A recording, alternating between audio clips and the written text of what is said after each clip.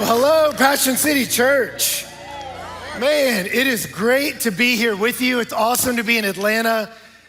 If for no other reason, to just see this cube. I've been watching online and been trying to understand what was happening. I still don't understand it, but it's kind of cool to see it in person. And it's also so great to see all of you. We love being in DC. We love being a part of Passion City Church in Washington, DC. And it's always fun to come back here in Atlanta and see the family here and be encouraged by being together. So I'm grateful to be here. If you got a copy of your scripture, we're in James chapter 1. I want to read to you a couple verses starting in verse 14. James chapter 1, 14. I'll read a few, we'll pray, and then jump in. And while you're turning there, let me just say again, too, it was such an honor to be invited to be here today by our Pastor Louie and Shelley, by Pastor Brad and Britt. Just, it's such an honor to be a part of the family and just love them, and I'm grateful for their leadership. And Brad, you crushed it at conference too, brother, by the way. Your pastoring and shepherding of a moment is always inspirational to watch. So thank you, brother. So, okay. James chapter 1, verse 14 says this. But each person is tempted when he is lured and enticed by his own desire. Then desire, when it's conceived, gives birth to sin. And sin, when it's fully grown, brings forth death. Do not be deceived, my beloved brothers. Every good gift and every perfect gift is from above, coming down from the Father of lights, with whom there is no variation or shadow due to change. Of his own will, he brought us forth by the word of truth, that we should be a kind of first fruits of his creatures. Well, Father, we just ask for your grace now as we open your word together and as we open a new year together. Lord, I pray that you would give us clarity, even though there's so much uncertainty ahead in the world.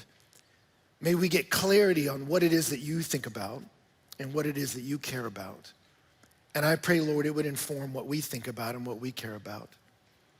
So, Lord, I just want to ask you for a moment here for your grace, that you would help us focus on your word, and you would help us understand it, be affected by it, and be changed by it. And I pray that our lives would be different outside of this space and this moment as a result of this moment. And I can't produce that, so we're asking for your grace. And I want to invite you, if you're willing, to take a minute and you pray and ask him that. Say, Lord, please teach me today.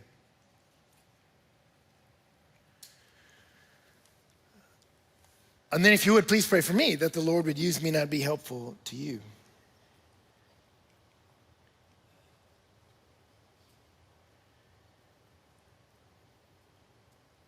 Well, Father, we love you and we trust you. Use this time. We pray that in Jesus' name, amen. Well, several years ago, I had the opportunity to attend a Navy SEAL training evolution in which the team was taking down a house filled with enemy combatants who were holding hostages. And it was a simulation, so they were using simunition rounds, paintballs, but they're fired out of real guns, so they go fast and hard and hurt. Now, it was my understanding that I'd be watching all of this from the safety of an observation deck. However, when I got there, I was standing with the commanding officer, and as we watched these guys approach the door of the building, he motioned to me to start walking with him. So we start walking towards the front door, and then at one moment he stopped and he goes, hey, I wouldn't get any closer than this. He said, when they blow that door, sometimes the handle can shoot off like a bullet. I wouldn't get any closer. And I was like, yeah, fine. Like, I wasn't planning on being this close. And sure enough, they blew the door open and they went charging in. And then in that moment, he hit me in the chest and said, let's go. And he went running into the building.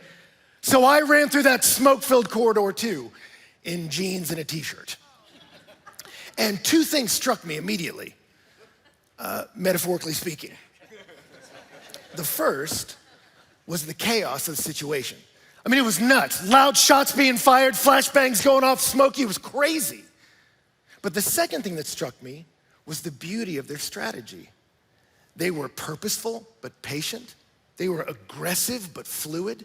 They would show up at a doorway and with barely a nod, two of them would swing out to eliminate hostility without ever being an open target.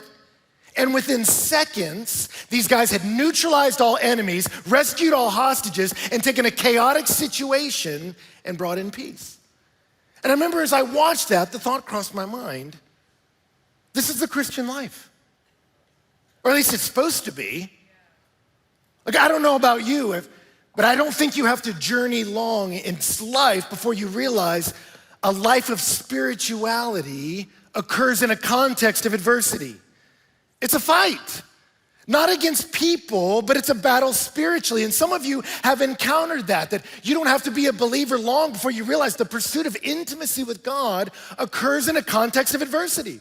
Some of you start the new year and you're like, I'm gonna read the Bible this year. And as soon as you start reading, all manner of rival thoughts and affections come to the surface and you can't focus. Others of you set resolutions that you've already broken because you've realized the good I wanna do, I don't do. And the evil I don't wanna do, I keep doing that. And we realize, man, the pursuit of spirituality is happening in the context of adversity. It's a fight, it's a struggle. And if I can be honest, for many of us, we're just not doing great. And particularly in our modern world, there's something about modern life that's not promoting human flourishing. That anxiety and depression are on the rise, particularly among young people. And polarization politically and philosophically has incited fear in us and anger and discouragement, and the constant comparison of our lives with other people's pristine presentations on their phone has filled us with depression. And then that irresistible lure of the phone keeps us in that place of comparison and that place of polarization and that place of stress and despair. And in the midst of all that, some of the traditional buffers of stress of community and intimacy with God have been removed. And so into that vacuum, addiction has taken its place for many people. And you look around and you go, if we're in a fight, we're not doing great. And if I can be honest, for many of us spiritually, we're discouraged by that situation. That you said, man, I thought when I came to Jesus, it'd be easier. And maybe you go, I don't know what I expected. Maybe when I put my faith in Christ, I just thought some of these struggles inside would go away. Some of these desires would leave. I just thought I'd be happy all the time and peaceful all the time and fly around and sprinkle Jesus dust on everyone. Like, I just thought it would be easier. And then you show up in places like this and we bring up the guy that was like, man, I was hooked on every single drug. And I put my faith in Jesus, and you know what? I never struggled again. That temptation was pulled up by the roots. And you hear that and you're like, that's so great. But then you're like, God didn't even mildly prune my addictions. They're still growing and as robust as ever. So maybe I'm doing something wrong. What has he got that I don't? God, and some of you are just discouraged by the situation because you go, man, the constant hum of my failure is just running in the background of my life. And it's like a wet blanket of discouragement is putting out your fire of affection for the Lord, and you're discouraged by the situation. Or others of us go, no, Ben, I know. I've been a Christian long enough. I've read the Bible. I know there's battle imagery and war imagery, and it's a fight. I get it. I understand that's the situation. What I need is a strategy. I want to look more like the SEALs and less like you. I want to look trained and prepared, not running around in flip-flops going, it's smoky in here. Like, show me how to be a victor and not a victim, right? And the strategies you've been using haven't been working.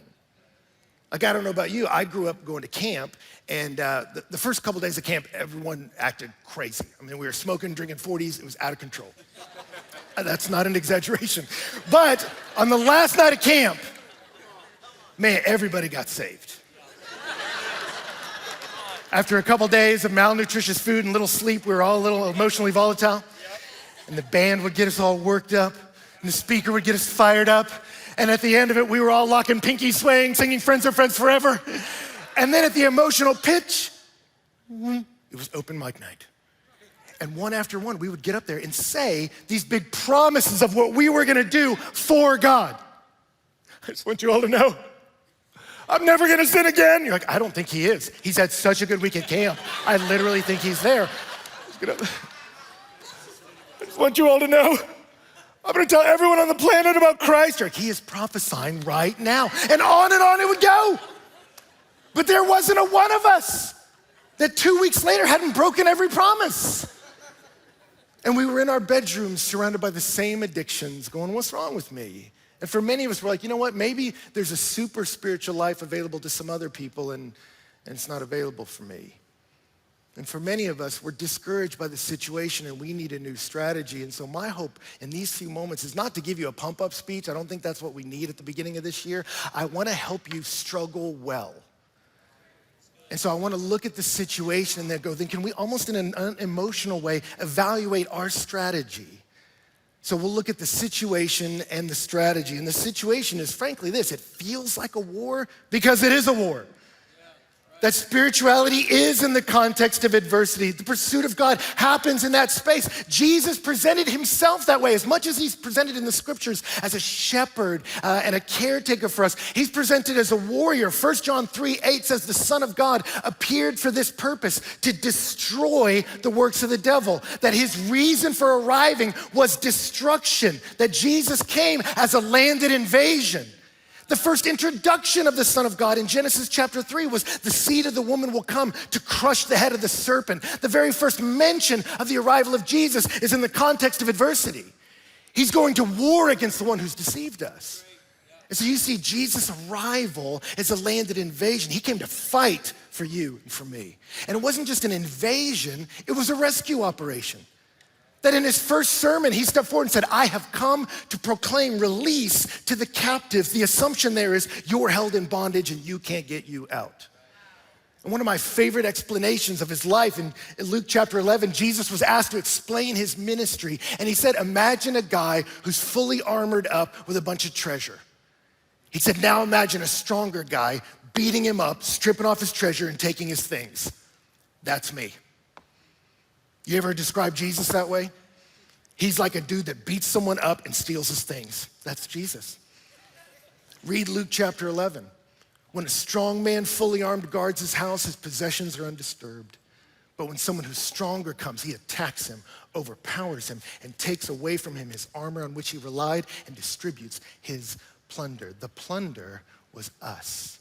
The strong one was the enemy. And Jesus says the good news is the stronger one is here. Why do you think demons fled when Jesus showed up? Because the stronger one is here. And let me just encourage you, church, with this. If you're wrestling with some addictions and discouragements and you have a New Year's resolution, but it's a weak little cardboard shield against the onslaught of your addiction, let me tell you something. There's a stronger one here.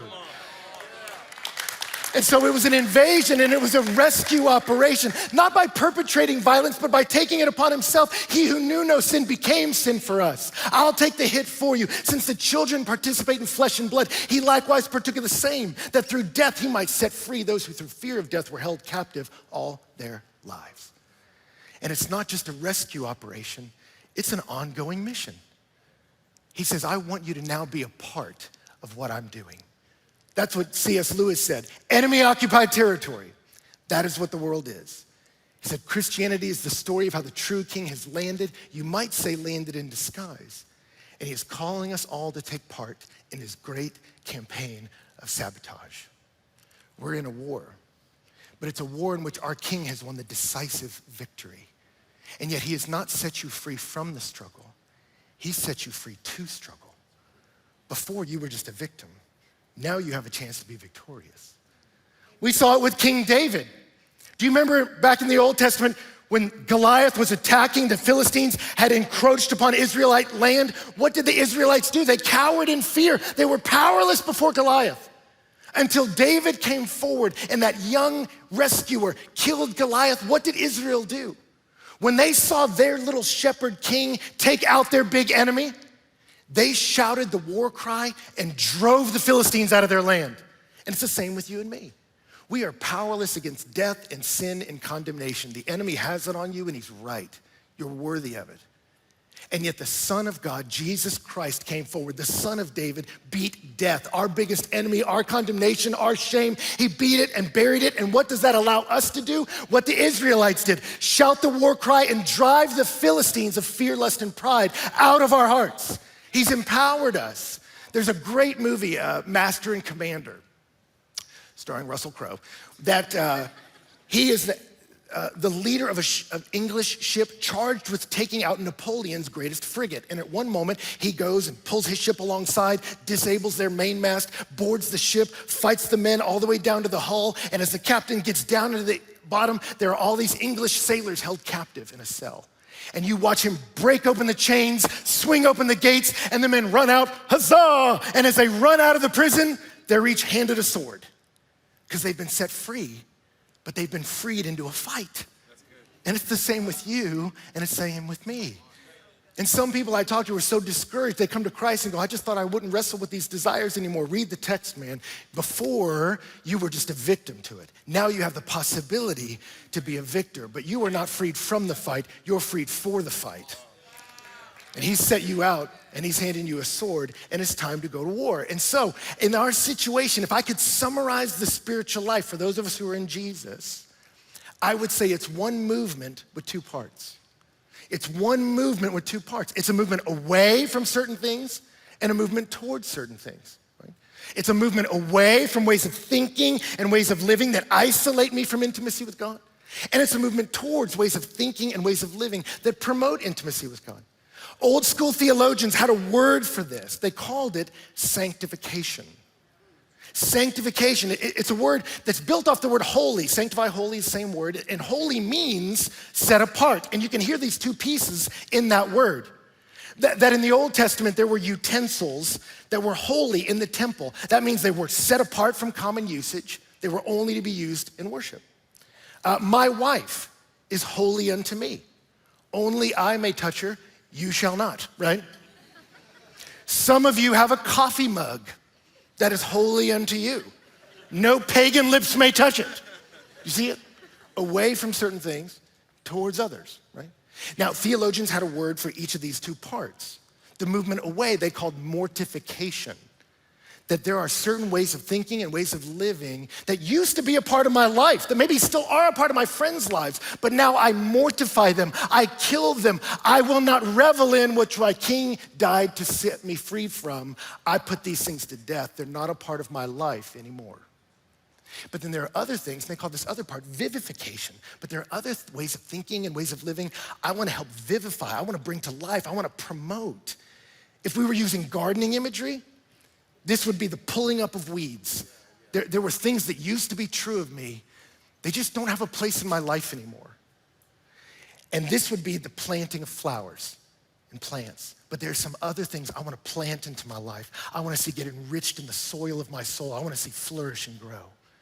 If we were using dating imagery, this would be me taking my wife on dates and talking to her and going to restaurants that aren't ringed with TVs so I can listen with my face and those sorts of things. This would be not yelling at her or dating other women. See that?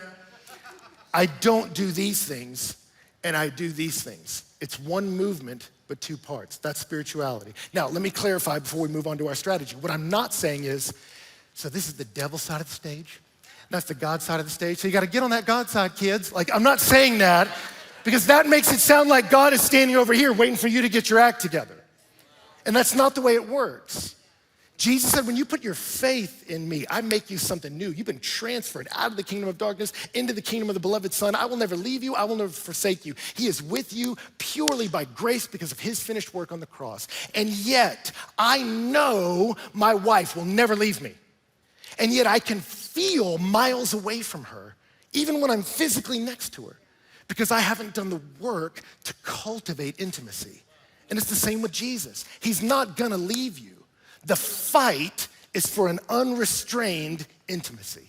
That's the fight. Do you see it? Paul said it this way to Timothy in 2 Timothy 2:22. Flee youthful lusts and pursue righteousness, love, faith, and peace, along with those who call out to the Lord out of a pure heart. Do you hear it? I'm fleeing and I'm pursuing. One movement with two parts. I call it the big no and the big yes. And a lot of people are familiar with the no's. Man, you came to Christ, you can't do this, you can't hang with us, you can't do that. Yes, there are some no's, but they free us up to the better yes. And this process does not happen in a vacuum. And so as we look at our strategy, we have to realize we have an enemy, and that enemy hates us. So I remember when I was in middle school, I remember the first day of middle school. I was so excited to go to school. I was gonna ride the bus with my big brother, and who was, by all accounts, endlessly cool. So as we got onto the bus, he was walking towards the back where all the cool kids sat. I was related to him, thus cool by proxy, so I made my way to the back. And as I did it, this guy jumped up right between us and put his face right in my face. And this is before I knew that's what some guys do when they want to fight. I just thought he had like proximity issues. He's right in my face, and he was like, "Are you Cole Stewart's brother?" And I said, "Yeah." He said, "I hate your brother."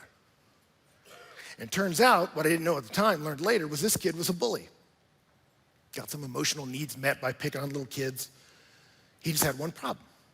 He had decided to play football, and so had my brother. And one day at practice, my brother was running with the ball, and this kid, Marvin, attempted to tackle him, and my brother ran into him and hit him so hard that he flew through the air and made squealing sounds like a piglet, which when you're trying to be a bully will cramp your style, right? So fast forward back to the bus, he looks at me and he said, "Are you Cole Stewart's brother?" I said, "Yeah." And he said, "I hate your brother." And then he said, "So I hate you." And then he put his finger on my face and said, "You look good with a cigarette burn here." And pushed my face. And then from behind him, we heard the voice, "Marvin!" He kind of straightened up. But as he sat back down, he said, "It's going to be a long year, little brother." Now question, why did he hate me? I didn't do anything to him. I'll tell you why. Because I looked like the one who shamed him. And Jesus triumphed over the enemy. And if you associate with him, you now have an enemy who hates him, so he hates you. And he will not be successful at a full frontal assault against our King. So what will he do? He's coming after you. So when you come to Christ, you aren't less of a target of temptation. You might be more so. Right? And so if we know that, what do? Well, let's look at what he does and then what we do. Let's talk about strategy. Let's look at what his goal is. His goal is to get you to sin. What does that mean? It means that you would take a willful step away from intimacy with God. Right? How would you do that? Why would you participate in something that insane? Well, he has to create an environment where that looks attractive. And how does he do it? Well, he knows how you're wired. He knows that you have a mind, cognitive faculties. He knows that you have affections, inclinations towards and disinclination towards certain things. And he knows you have a will, a decision-making mechanism, right? That we are mind, affections, will, head, heart, and hands. So what does he do? He solicits thoughts to the mind to stir the affections, because our thoughts are the fuel for our affections. Our affections are the engine of our actions. Do you see it? And when you enact the will, you sin. You start to move to places you were never meant to be. But to get you there, he has to create this environment that the Bible calls temptation. And you go, "Ben, where are you getting all this?" Well, I got it from James. We read it earlier. James said in James 1:14, "But each one is tempted when he is lured and enticed by his own desire." Notice the word lure there. He's gonna lure us, that's to get your mind's attention. And entice us, that's to stir the heart's affections. And then when you enact the will, you bite down. And you never even see the hook. Do you see it? He uses fishing imagery. And he says, each one of us is tempted. He's gonna tailor make it to you. He's watched the game film on you. When you present a lure to a fish, what are you hoping to do? You don't want to just get its attention. You want to stir his affections. You want to interrupt him mid-sentence with his little fish buddies. They're like, "Anyway, so I was saying, hello there, little buddy. What are you doing?" Maybe you get a frog and hop it along so it looks wounded and delicious. And you don't just want his attention. You want his affections. And when he enacts the will, he never sees the hook. And it never crosses his mind there was a sentient being behind this whole thing. And yet some may look at that and go, "A frog? Really? It's gross."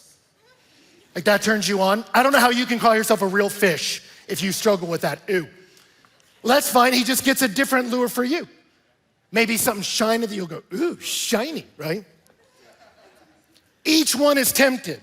Some of the best self-knowledge you can have is, how does he get me? Paul told Timothy in 1 Timothy 4, "Keep a close watch on yourself and your hearing. Persevere in this to save both yourself and your hearers." He told him, know what you believe, Timothy, and then know yourself. Be a student of you. Know how he gets you so you can make a different choice. And so I watched this whole thing play out, and I become a student of myself, because Sun Tzu said it in The Art of War. If you know your enemy and know yourself, you need not fear the result of 100 battles. But if you know neither your enemy nor yourself, you will succumb in every battle. And some of us, that has been the story of every year for you.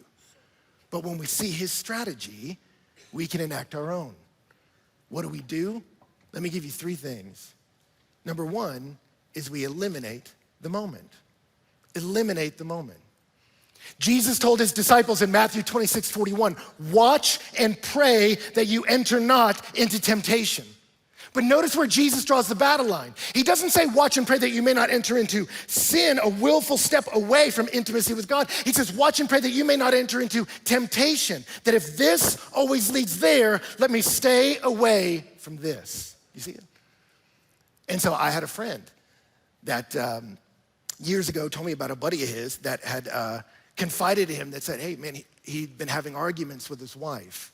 And in those arguments, they had escalated and they become shouting matches and they'd even become physical at times. It was the destruction of their marriage. And my friend, he confesses to, he said, hey man, you can't ever put your hands on your wife in a hurtful way. You need to get counseling. The church needs to come around you. We need to solve this. He says, hey, but as we're looking at this, what is the environment that leads you to this place? And like most people, he's like, man, I don't know. He's like, yeah, you do think about it. He's like, well, like we go to this bar on Thursday nights and we drink with some buddies, and she always wears less clothes than I want her to, and then people start hitting on her and she doesn't rebuff their advances the way I want, and so we start arguing, and then the argument escalates when we get home, and on it goes. My buddy told him, well, man, you may need to get some counseling, but why don't, as a first step, y'all just quit going to that bar? That's not gonna solve it all, but if this always leads to that, let's start here and eliminate this moment. It never crosses his mind. Well, it's Tequila Thursday. Well, it's not worth sinning over. And I talk to so many people that they're the same way, that say, man, what's going on with you? Man, I struggle with pornography. Where does it get you? And for many people that I know struggle with that, and that addiction steals so much of their vibrancy. They're like David in the Psalms. He says, when I had unconfessed sin, it sapped my strength like the heat of summer. And I see so many young people that don't feel strong because they feel dominated by this thing. So you go, all right, let's not shame ourselves. Let's look at the strategy. How does it get you? And I have so many tell me, man, it's my screens late at night, maybe my phone by my bed, can't stop. I say, man, that makes sense. You're at your weakest, most vulnerable moment, and you put the entire World Wide Web next to your head. It's a bad strategy. Paul told the Romans, make no provision for the flesh or the lust thereof. That is ample provision. That would be like an alcoholic pouring a glass of scotch every night and going, okay, now I'm not gonna drink you, and then set it by his head. Bad strategy. So I say, man, get rid of the phone. Get the screens out of your bedroom. Eliminate that moment. And I talk to so many guys that that's never crossed their mind. They're like, I don't know though, man, it's my alarm clock. Well, then buy an alarm clock. They're not expensive. But if this leads to that, you fight the battle here. And let me tell you something, Jesus used that illustration of if your right eye causes you to sin, pluck it out. And he wasn't saying literally pluck your eye out, because you could just lust with the left eye, or you pluck them both out and still lust in your mind. What he was saying is, many of us aren't getting radical enough. And for me, I talked about it at a conference of just the way anxiety and comparison and polarization is pushing through screens that are built to incite that kind of emotional response.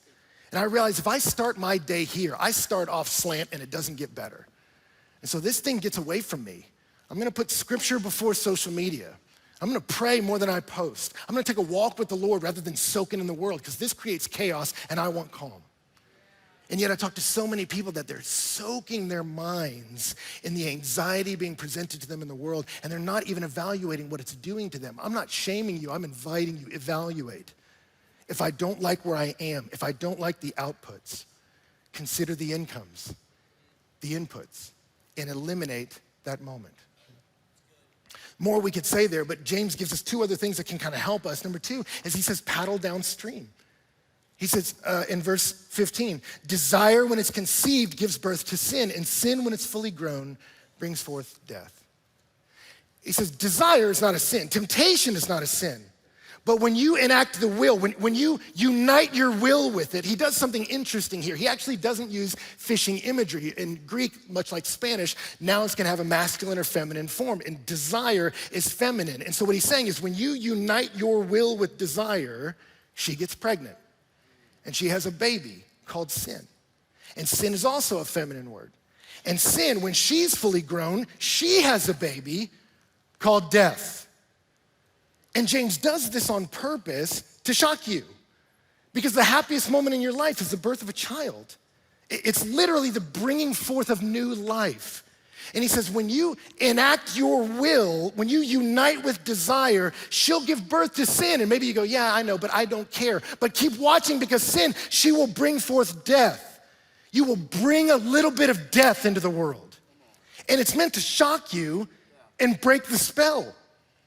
Because temptation often doesn't show you the conclusion. That's how it works. And so in recovery circles and Alcoholics Anonymous, they talk about thinking through the drink. When I want to get rid of some intolerable feelings, I go to something that will obliterate them. And the voice in my head will whisper, hey man, just do one. You know you can stop. You can quit at any time. You're an adult. You can handle yourself. And they have to go, no. I know if I start here, I'm going to end up here. And if I end up here, I'm going to end up there. And I don't want to be there. So before I get in this boat, let me look downstream and hear the crashing waterfall. And if I don't want to be there, I'm going to stop this thing up here.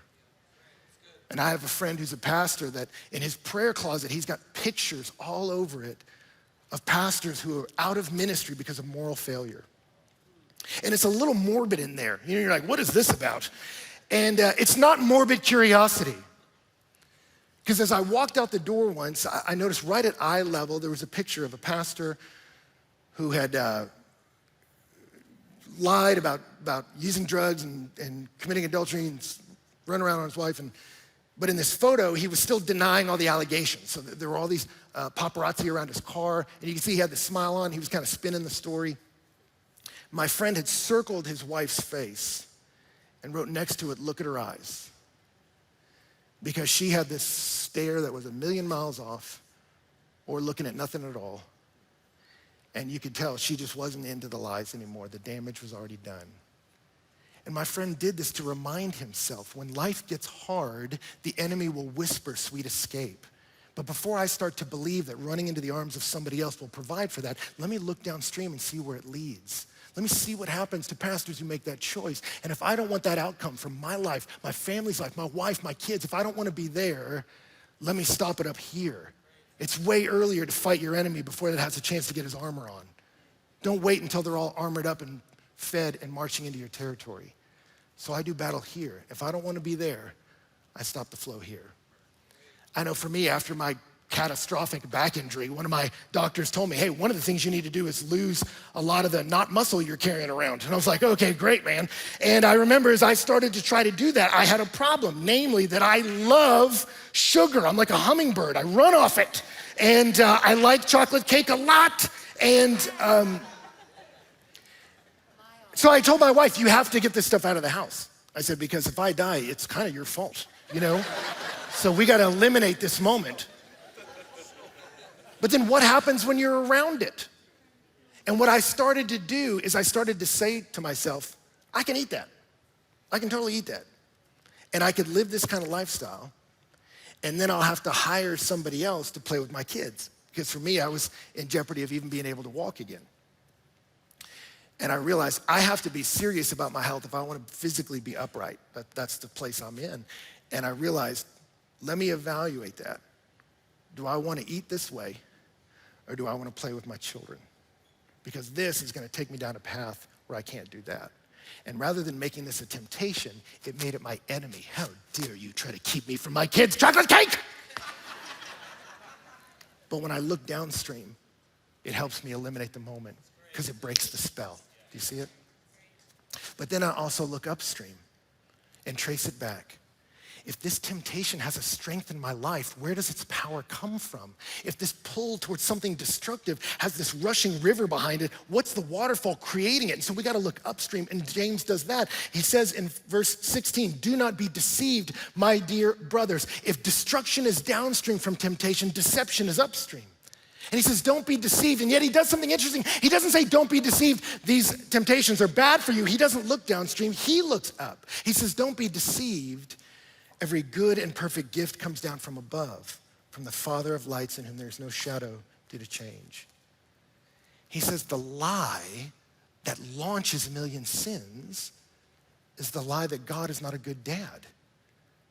He says the thing that will make you go to so many deceptive streams for nourishment is the belief that God isn't a satisfying stream. The lie that launches a million sins is he's not a good dad. That's where Genesis started. When Satan came into the garden, he didn't start with saying, you know what I was thinking about the other day? Fruit and how delicious it is. Let's jump into this, Eve. He doesn't start there. What does he start? He starts with theology.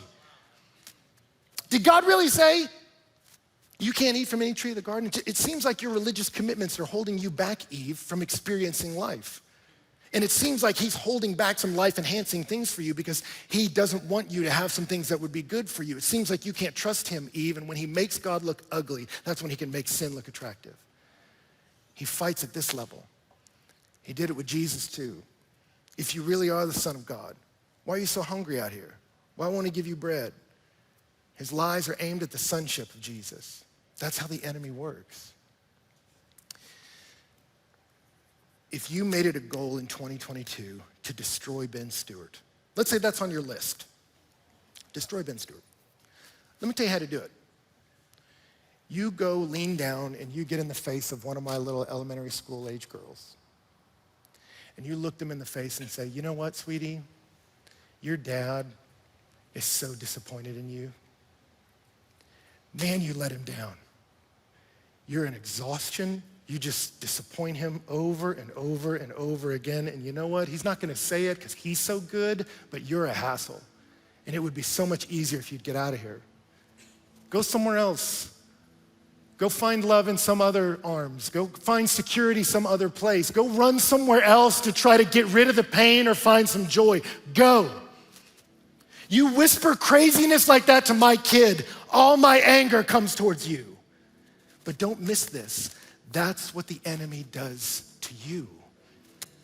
That the lie that will launch you to a million broken relationships and decisions and addictions is the lie that God doesn't love you, doesn't care about you, wouldn't give everything for you, hasn't already given all for you.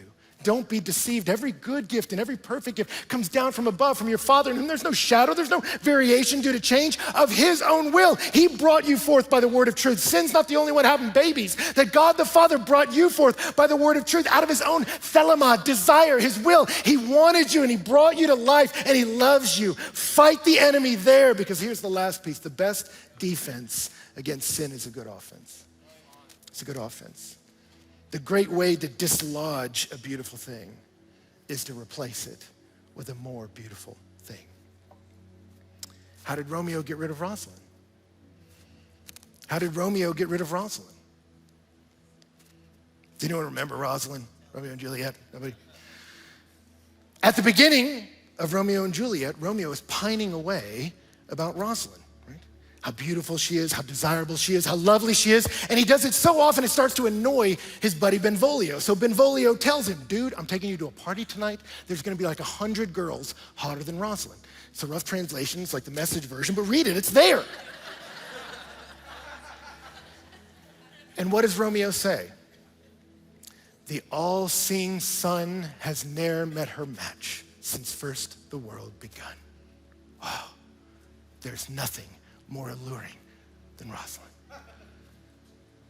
Then he goes to the party and he sees Juliet. And that night, he sneaks into her yard and says, but soft, what light through yonder window breaks? It is the east, and Juliet is the sun. Arise, fair sun, and kill the envious moon that's already sick and pale with grief that thou, her maid, art far more fair than she. Rosalind, who? And the best way for you and I to fight some of the temptations we're trying to dislodge from our life in 2022 is to replace them with a more beautiful thing. And so, man, we fight the deception by looking at the devotion to our Father. That's what Jesus did.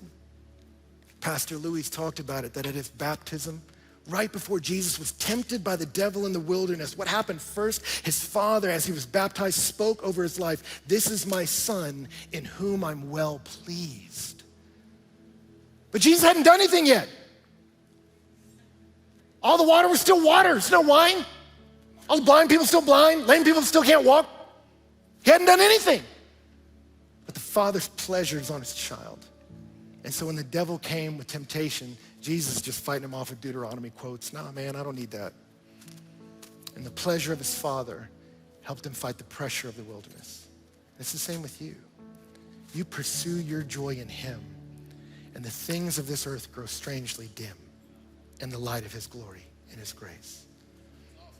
Augustine, one of the greatest thinkers in Christian history, was a sex addict. And yet as he saw the sufficiency of Jesus, he knew, I need to bow my knee to him, but I'm afraid of turning loose of what brought me so much comfort in his troubled life. But he finally realized, I have to come to Jesus. There's no one like him. And when he finally submitted his will, he did it with trembling. But then he wrote later in his Confessions, how sweet all at once it was for me to be rid of those fruitless joys which I had once feared to lose. You drove them from me, you who are the true sovereign joy. You drove them from me, and you took their place, you who are sweeter than all pleasure. I feel the rhythm deep inside.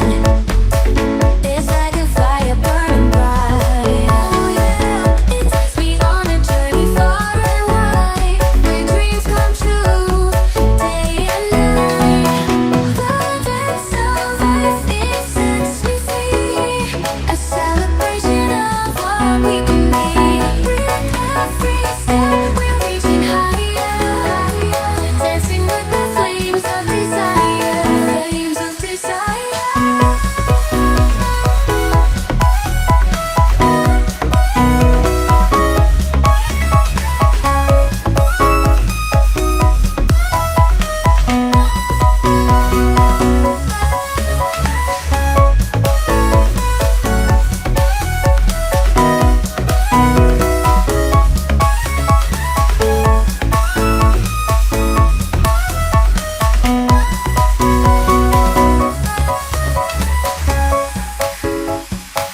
When the music starts, we come alive, moving to the rhythm, feeling so alive. Every step we take, every leap we make, we're dancing through the darkness, leaving trails of light, flames of desire.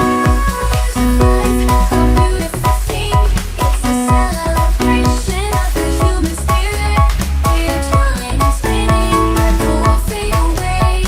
Together we're unstoppable, dancing souls in harmony. Oh, we're all connected in this cosmic tapestry. From every corner of the world we come together, you and me. We move in sync, our hearts beating as one. We're living